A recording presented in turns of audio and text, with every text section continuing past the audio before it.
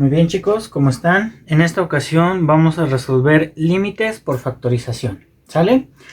Ahora, ¿cómo sé que son por factorización? Nosotros siempre tenemos que ver cuál es la indeterminada. ¿A qué me refiero con indeterminada?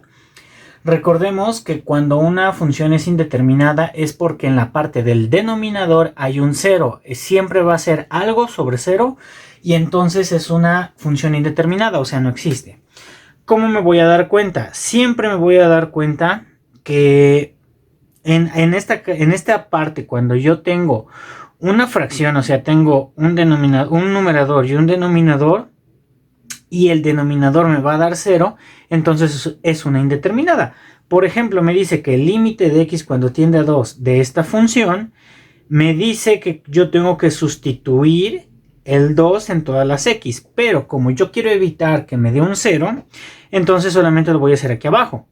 Si entonces esto me daría 2 menos 2 me va a dar 0, ¿sale? Entonces va a ser algo sobre 0 y siempre me va a dar un error matemático, entonces lo tengo que resolver por otro método, ¿sale?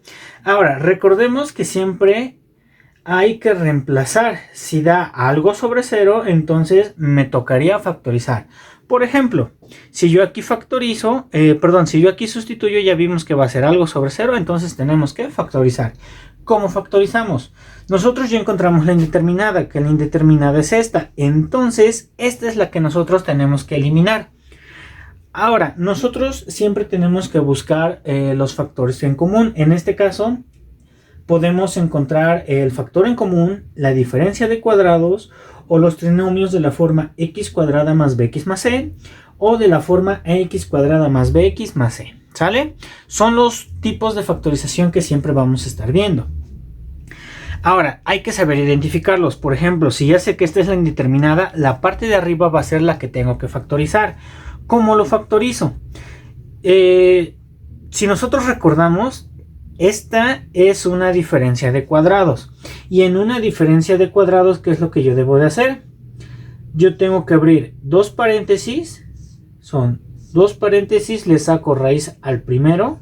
Lo pongo aquí, le saco raíz cuadrada al segundo, en este caso sería 2, lo pongo aquí, y pongo el primer signo y el signo contrario. Y entonces esa es la factorización por diferencia de cuadrados. Entonces, ya que factoricé, esto va a ser sobre x menos 2, que me va a dar x menos 2. ¿Sale? Muy bien. Ahora, ¿qué es lo que me queda? Como yo arriba tengo un x menos 2 y abajo tengo un x menos 2, los puedo dividir. Se pueden dividir siempre y cuando estén multiplicando. Y aquí están multiplicando, ¿sale? Es un paréntesis por otro. Entonces esto yo lo puedo hacer. Esto es como si se eliminara y me quedaría un 1. 1 que multiplica por x más 2. Entonces el límite, ¿cómo quedaría? El límite quedaría de x cuando tiende a 2 de ¿quién? De la función que me quedó, que sería x más 2. ¿Sale? Si nosotros resolvemos esto, evaluamos el límite, esto me quedaría igual a ¿quién? Esto me quedaría como 2 más 2 y esto es igual a 4. Entonces mi resultado es este. Del límite de x cuando tiende a 2 de esta función, entonces es equivalente a ¿quién? A 4. Veamos otro ejemplo. Muy bien, aquí tenemos otro ejemplo. Ahora, ¿qué es lo que nosotros debemos de hacer?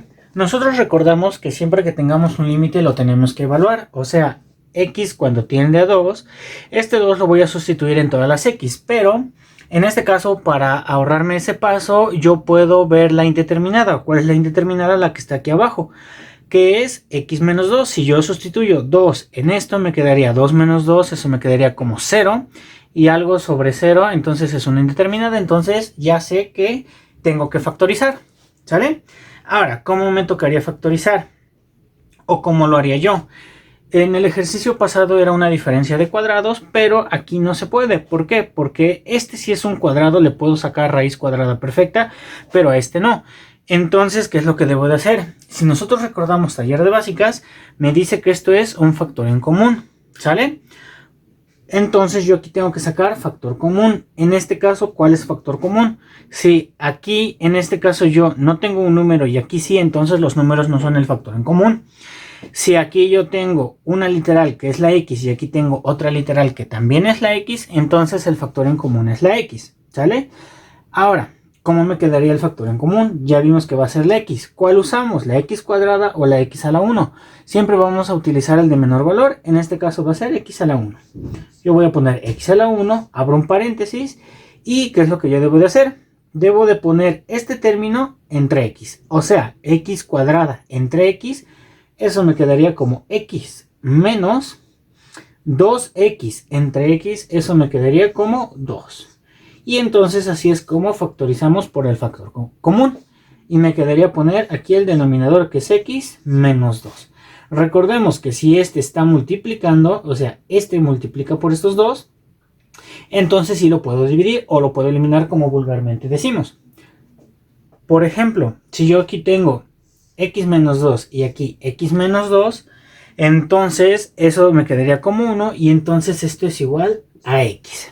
Entonces, el límite de x cuando tiende a 2, ¿de qué función? De x.